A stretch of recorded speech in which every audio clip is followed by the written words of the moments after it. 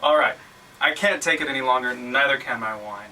It's been since October 23rd, 2 months have passed.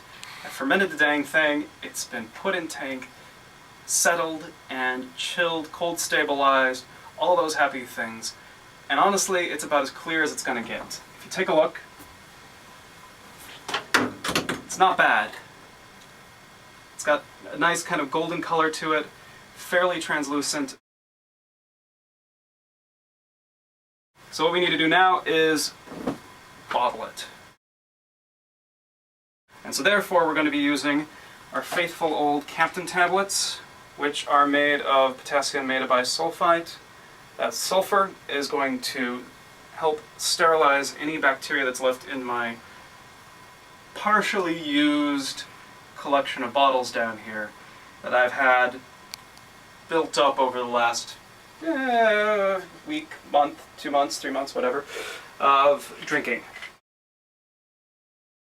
I have bottles for champagne, because those bottles are made of thicker glass. Thicker glass means they can handle higher pressure. What I'm going to be doing is I'm going to be making half of my wine into CO2 and the other half into still wine. The regular shaped bottles are of a kind of normal thickness. They're not going to need to handle 5 atmospheres of pressure.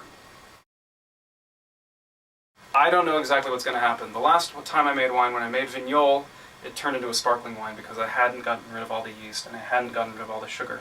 That could still happen with my still wine.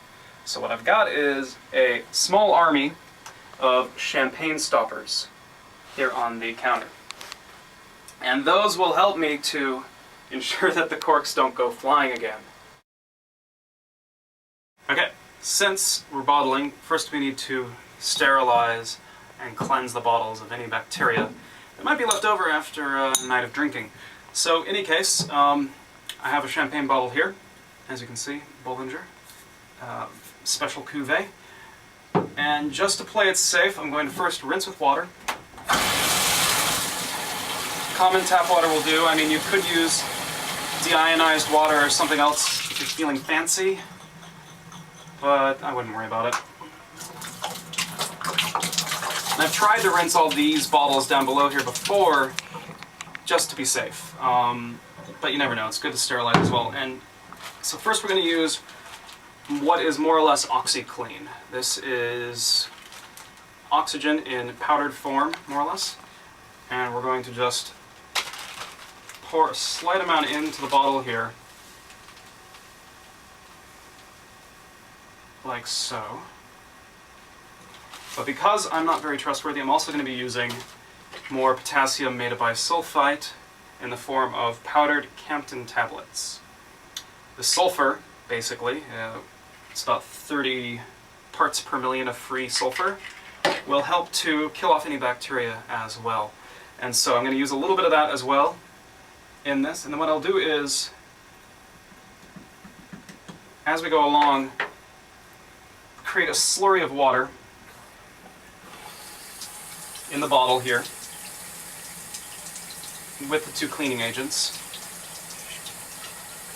and then transfer it from bottle to bottle so that I'm ensuring that each bottle gets the same amount of sterilization.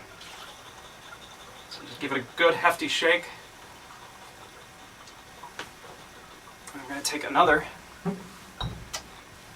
bottle of bubbly, well, form of bubbly, from Rotor Estate.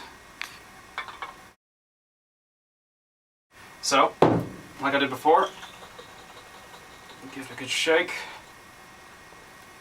And I'm just going to do this twice each time, transferring back and forth as we go, just to ensure that every bottle gets the same dosage.